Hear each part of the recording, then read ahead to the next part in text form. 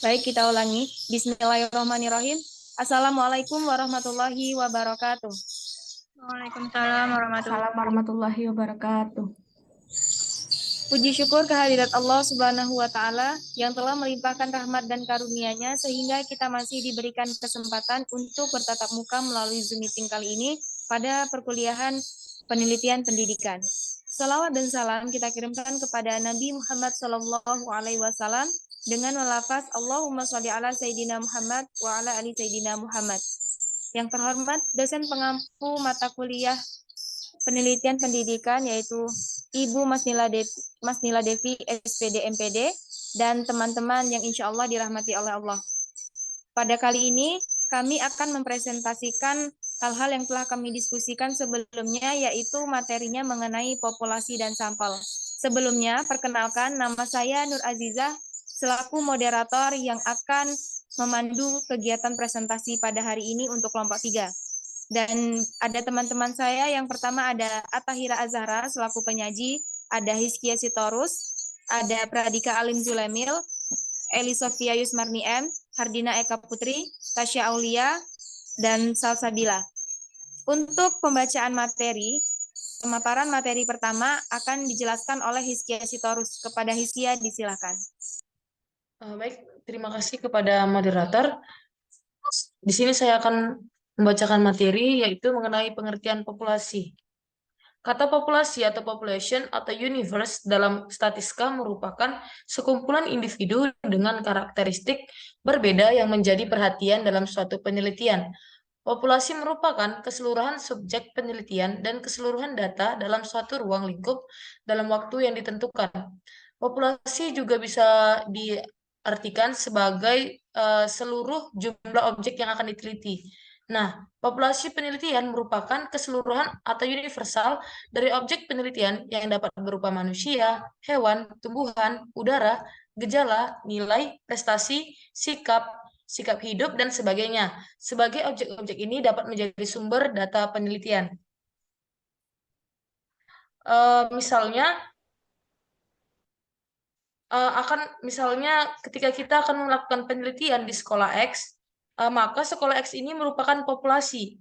Sekolah X mempunyai jumlah atau kuantitas, tetapi sekolah X ini juga mempunyai karakteristik orang-orangnya. Misalnya ada motivasi kerja, disiplin kerjanya, kepemimpinannya, dan lain-lain sebagainya. Dan juga mempunyai karakteristik objek yang lain, misalnya kebijakan prosedur kerja, tata ruang kelas, lulusan yang dihasilkan, dan lain-lain. Kemudian yang kedua ada macam-macam populasi. Nah, berdasarkan atas jumlah, macam-macam populasi ini dibedakan menjadi 3, yaitu yang pertama berdasarkan atas jumlah dibedakan menjadi 2 jenis, yaitu yang pertama ada populasi terbatas, di mana populasi terbatas ini yaitu mempunyai sumber data yang jelas, batasnya secara kuantitatif, sehingga dapat dihitung jumlahnya, seperti luas area sawah, jumlah ternak, dan jumlah murid. Kemudian yang kedua ada populasi tak terbatas, di mana populasi tak terbatas ini merupakan objek penelitian yang mempunyai jumlah tak terbatas atau sulit dihitung jumlahnya. Contohnya seperti tinta, air, pasir di pantai, padi di sawah, ataupun beras yang ada di gudang. Kemudian jenis macam populasi yang kedua yaitu populasi berdasarkan atas turunan dari populasi yang digolongkan menjadi 2, yaitu populasi teoritis, di mana populasi teoritis ini merupakan populasi yang diturunkan dari populasi terbatas, memungkinkan hasil penelitian berlaku untuk lingkungan populasi yang lebih luas. Contohnya pada fenomena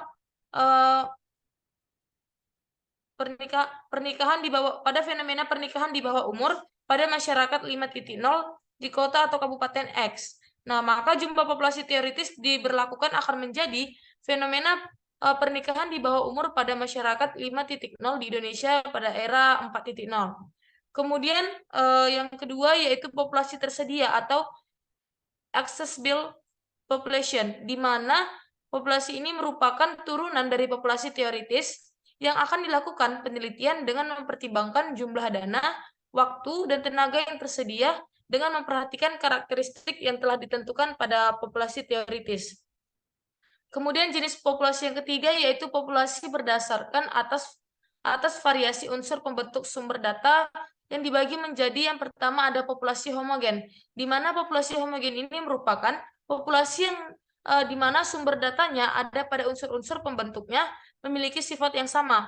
Kemudian yang kedua ada populasi heterogen, di mana populasi heterogen ini merupakan populasi pembentuk sumber data yang unsur-unsurnya memiliki sifat-sifat atau keadaan yang bervariasi sehingga perlu ditetapkan lebih lanjut batas-batasnya baik secara kualitatif maupun kuantitatif. Jadi dapat disimpulkan bahwa populasi itu ialah sejumlah atau seluruh objek yang akan kita teliti. Misalnya di suatu sekolah sekolah X mempunyai siswa 1.500 siswa, maka populasinya yaitu 1.500. Baiklah, sekian materi dari saya. Terima kasih. Selanjutnya saya serahkan kepada moderator. Baik, terima kasih disampaikan kepada Iski Sitorus atas pemaparan materi yang telah diberikan. Selanjutnya yang akan dijelaskan oleh Pradika Alim Zulemil kepada Pradika, disilakan. Baik, terima kasih kepada moderator atas kesempatannya untuk membacakan materi. Baik, materi selanjutnya yaitu adalah pengertian sampel.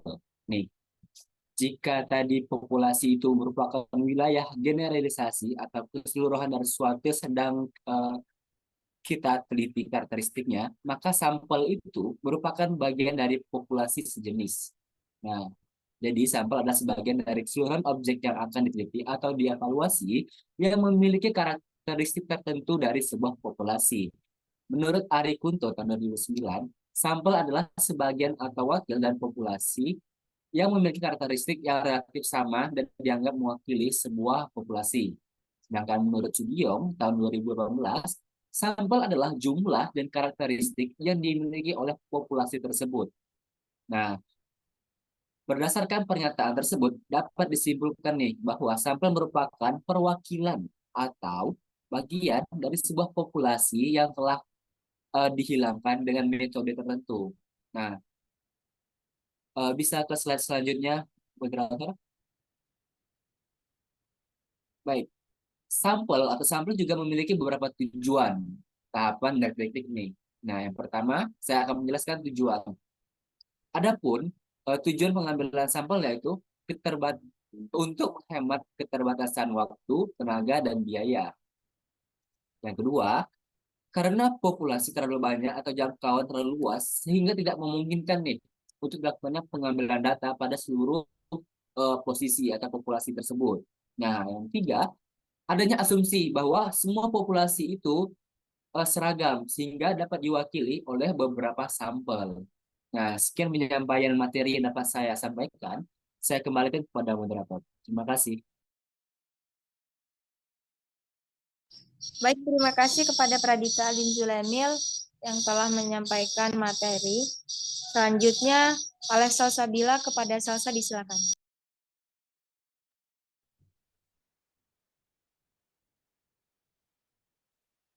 Baik, terima kasih kepada moderator.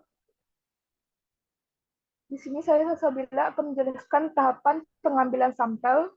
Yang pertama, yaitu menentukan kerangka sampel dan mengumpulkan semua peristiwa. Yang kedua, mendefinisikan populasi yang akan diamati atau diteliti. Yang ketiga, menentukan metode atau teknik sampling yang tepat. Yang keempat, melakukan pengambilan sampel. Yang kelima, melakukan koreksi atau pemeriksaan ulang pada saat proses sampling.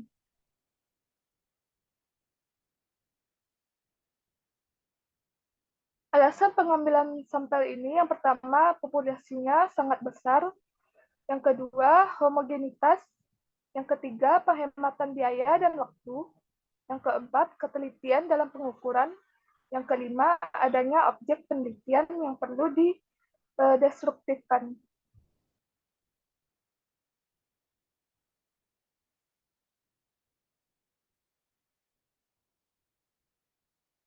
Untuk syarat sampel ideal, yang pertama menghasilkan gambar karakter populasi yang tepat. Yang kedua, menentukan presisi atau ketepatan hasil penelitian dengan menentukan simpangan baku dari tafsiran yang diperoleh. Yang ketiga, sederhana, mudah dilaksanakan. Yang keempat, ketelitian dalam pengukuran. Dan yang kelima, memberikan keterangan sebanyak mungkin dengan biaya serendah mungkin. Baik, sekian materi yang dapat saya sampaikan. Saya kembalikan kepada moderator.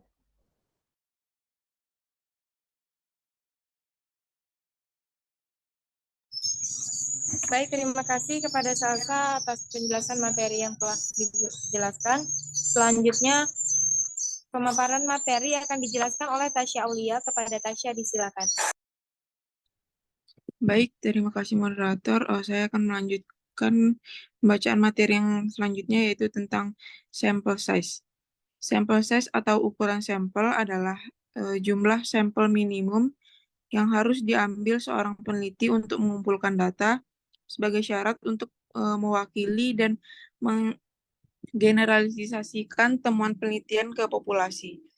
Hal ini sesuai dengan tujuan penelitian kuantitatif, yaitu generalisasi temuan terhadap sampel yang dipilih untuk mewakili populasi penelitian.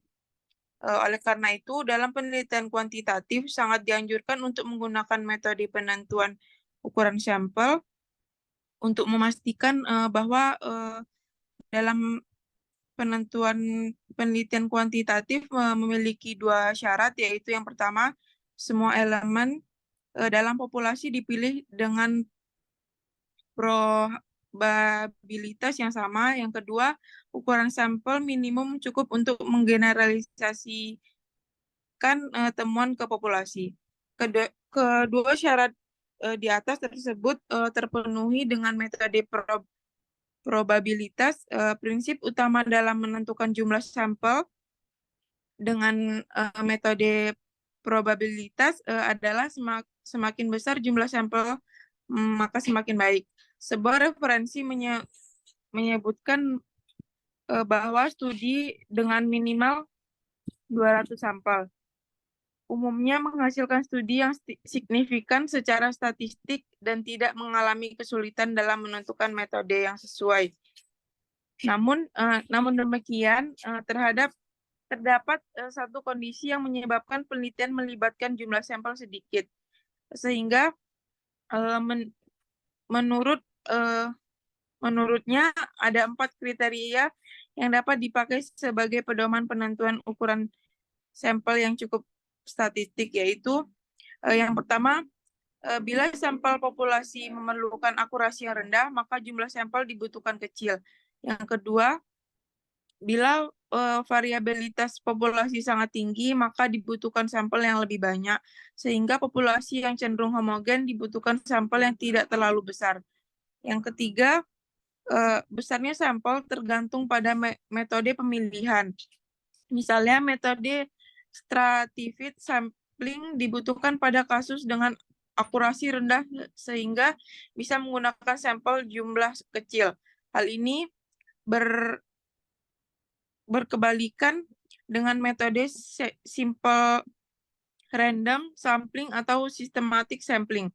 Yang keempat, keputusan untuk menggunakan rumus besar sampel sebaiknya ditentukan dengan memperhatikan metode analisis yang akan dipakai. Misalnya, jika analisis data yang digunakan bersifat kompleks, maka sebaiknya menggunakan jumlah sampel yang besar. Sekian pembacaan materi dari saya kembalikan kepada moderator.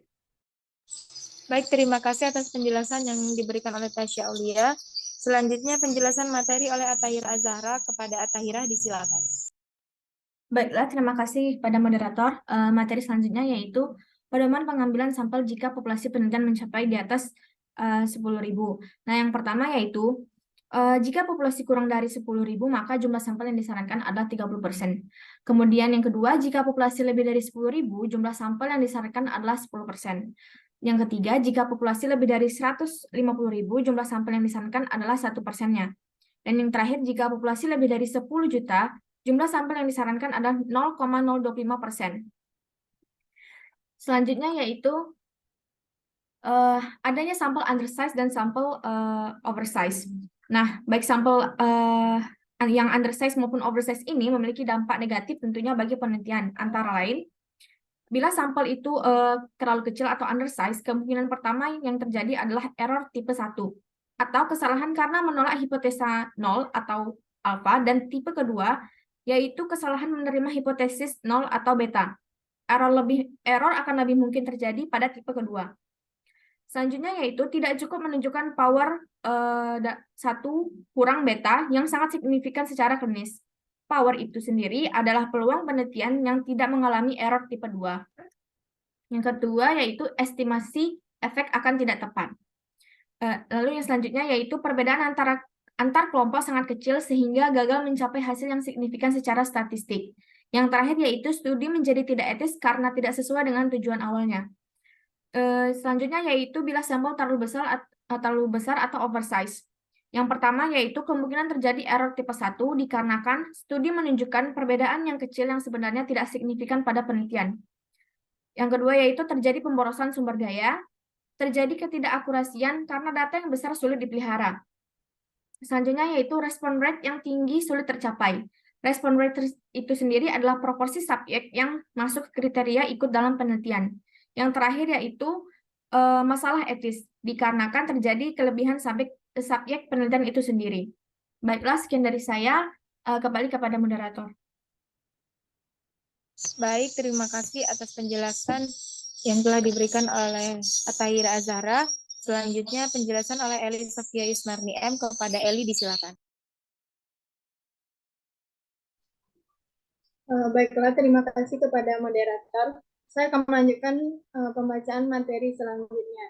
Materi pertama itu non-sampling error. Non-sampling error adalah kesalahan yang disebabkan bukan dari teknik pengambilan sampel. Non-sampling error ini terdiri dari 3 jenis. Yang pertama yaitu bias seleksi atau selection bias. Terjadi karena ada kecenderungan mengeluarkan beberapa elemen dari sampel. Bias ini dapat diminimalisir dengan membuat desain sampling yang terencana dengan baik. Yang kedua yaitu bias non-respon. Bias ini terjadi bila antara responden dan non-respon memiliki perbedaan dilihat dari variabel yang diteliti. Selanjutnya yaitu bias respon. Bias ini terjadi bila respon menyampaikan informasi secara tidak jujur yang dapat disebabkan oleh sikap peneliti, kesalahan dalam menyampaikan pertanyaan, dan pertanyaan yang berulang-ulang.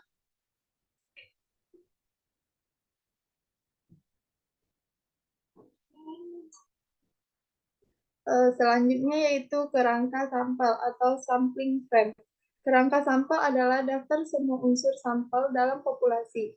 Misalnya jumlah penduduk di suatu daerah kerja puskesmas, jumlah penderita AIDS di suatu daerah, daftar buku atau buku telepon, atau beta suatu wilayah. Dalam menyusun kerangka sampel, perlu diperhatikan bahwa data yang digunakan merupakan data terbaru atau terkini. Sekian penyampaian materi dari saya kembalikan ke moderator. Baik, terima kasih atas penjelasan materi dari Eli Sofia Yusmarni M. Selanjutnya, materi terakhir akan dijelaskan oleh Hardina Eka Putri. Kepada Hardina, disilakan.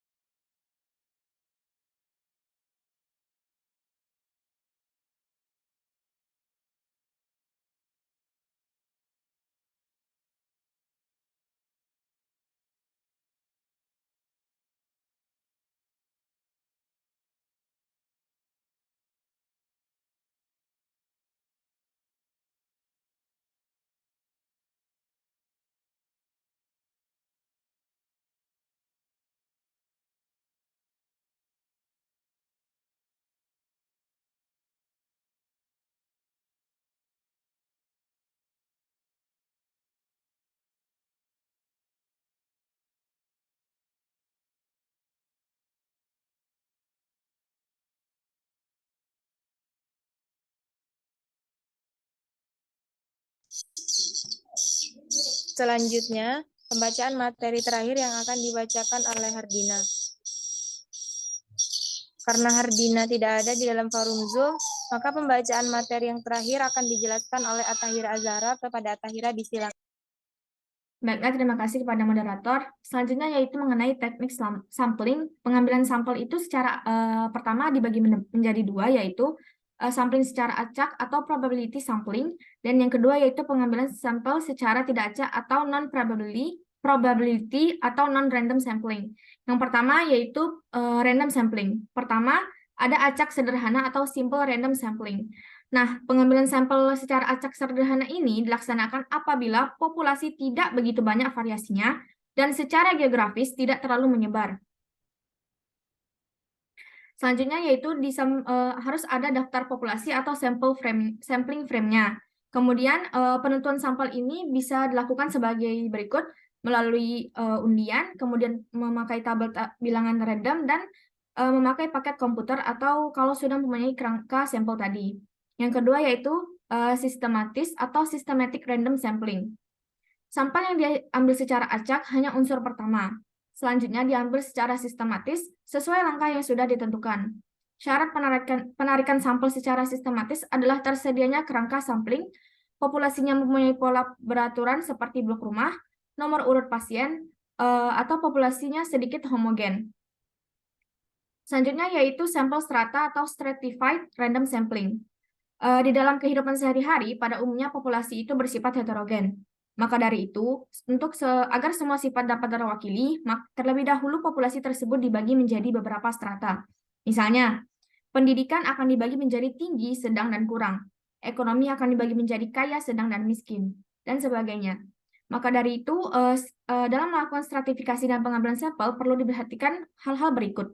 Yang pertama yaitu unsur populasi di dalam strata tersebut diusahakan sehomogen mungkin. Yang kedua, antar strata diusahakan seheterogen mungkin. Yang ketiga, sampel diambil secara proporsional menurut besarnya unit yang ada di dalam masing-masing strata dan antar strata. Yang terakhir, di dalam masing-masing strata unit sampel diambil secara acak. Kelebihan pengambilan sampel secara strata ini adalah semua ciri yang heterogen di dalam populasi dapat terwakili dan memungkinkan mencari hubungan antar strata atau membandingkannya. Yang keempat yaitu cluster sampling. Di dalam praktik, kadang-kadang kerangka sampel itu juga sulit diperoleh sehingga seharusnya peneliti membuatnya sebelum turun mengumpulkan data. Hal ini mungkin untuk dikerjakan, tetapi sering sulit atau tidak mungkin dilakukan kalau dilakukan akan membutuhkan waktu serta biaya yang cukup banyak. Syarat-syarat untuk pengambilan sampel ini adalah yang pertama, di dalam kelas sehomogen mungkin, antar kelas seheterogen mungkin, yang terakhir disebut juga area sampling. Yang terakhir yaitu adanya sampel bertingkat atau bertahap atau multistage sampling. Pengambilan sampel bertingkat ini dilakukan secara geografis populasi yang sangat menyebar dan meliputi area yang sangat luas. Misal, kita akan meneliti puskesmas di Indonesia yang terdiri dari 34 provinsi. Tahap pertama diacak dulu beberapa provinsinya, kemudian masing-masing provinsi diacak lagi kabupatennya untuk mana yang akan ditarik sampelnya. Setelah kabupaten ditarik, tahap selanjutnya yaitu diacak lagi puskesmas mana yang akan menjadi sampel penelitian itu. Selanjutnya yaitu sampel secara tidak acak atau non-random sampling. Yang pertama yaitu purposive sampling. Metode ini dapat dilakukan ketika peneliti telah memahami karakteristik dari populasi atau sampling dilakukan oleh orang yang telah mengenal betul populasi yang akan diteliti. Tentunya, purposive sampling ini menuntut bahwa ada seorang ahli yang di bidang akan ditelitinya sendiri. Penentuan sampel ini berdasarkan tujuan-tujuan tertentu yang telah ditetapkan serta mewakili karakteristik dari populasi. Dengan demikian, sampel tersebut akan representatif terhadap populasi yang sedang diteliti. Selanjutnya yaitu incidental sampling. Sampel insidental atau aksidental ini, pengambilan sampel dilakukan atas dasar seadanya tanpa direncanakan terlebih dahulu, dan penggambaran hasil dari pengumpulan data tidak didasarkan pada suatu metode yang baku. Misal, terjadi suatu keadaan luar biasa, data yang sudah terkumpul disajikan secara deskriptif, dan hasil tersebut tidak dapat digeneralisasi. Yang ketiga yaitu kuota sampling. Sampel yang akan diambil ditentukan oleh pengumpul data dan sebelumnya telah ditentukan jumlah yang akan diambilnya. Kalau jumlah itu sudah dicapai, maka pengumpul data akan cukup untuk berhenti, selanjutnya hasil itu dipresentasikan. Sebagai contoh, seorang peneliti ingin mengetahui apakah masyarakat setuju dengan kebijakan larangan merokok di tempat umum. Sebelum mengumpulkan data, telah ditentukan bahwa ia akan mewawancara sebanyak 1.000 orang yang sedang mengunjungi sebuah pusat perbelanjaan di Jakarta. Kepada tiap orang yang hendak mengunjungi sebuah pusat perbelanjaan, ditanyakan apakah ia setuju dengan kebijakan larangan merokok di tempat umum. Orang yang ditanya atau sebagai responden mungkin hanya menjawab setuju atau tidak setuju. Maka peneliti tersebut akan berhenti setelah ia menanyai 1.000 orang dan akan menulis hasil temuannya. Yang terakhir yaitu ada snowball sampling. Bisa disebut juga sebagai network sampling. Ketika daftar nama calon responden sulit didapatkan, maka metode ini cocok untuk dipakai. Pemilihan sampel pada teknik snowball dilakukan berdasarkan informasi dan rekomendasi responden yang sudah diwawancarai. Misalnya, pemilihan responden pada anggota geng anak jalanan. Peneliti langsung mengontak responden potensial. Kemudian dari situ peneliti akan meminta responden potensial tersebut untuk mencari calon responden lainnya. Artinya, ada hubungan yang sudah dibangun oleh peneliti tersebut dengan responden yang paling potensial tadi, sehingga dapat meminta responden tersebut untuk mencari responden lainnya. Yang kedua yaitu bergantung pada responden yang dihubungi di awal penelitian dan hanya pada populasi yang relatif sedikit. Baiklah, sekian dari saya. Kembali kepada moderator. Baik, terima kasih atas penjelasan. Terakhir dari Atahira Azhara. Sekian presentasi dari kelompok 3 mengenai populasi dan sampel. Apabila kami dari kelompok penyaji ada kata-kata yang salah maupun perilaku yang tidak berkenan di hati, mohon dimaafkan. Saya selaku moderator pamit undur diri. Sebelum kita tutup, mari kita membaca hamdalah bersama-sama. Alhamdulillahirabbil alamin. Saya selaku moderator pamit undur diri. Apabila terdapat kesalahan dalam kata-kata, saya mohon maaf. Billahi taufiq wal hidayah. Assalamualaikum warahmatullahi wabarakatuh. Waalaikumsalam warahmatullahi wabarakatuh. wabarakatuh. Teman-teman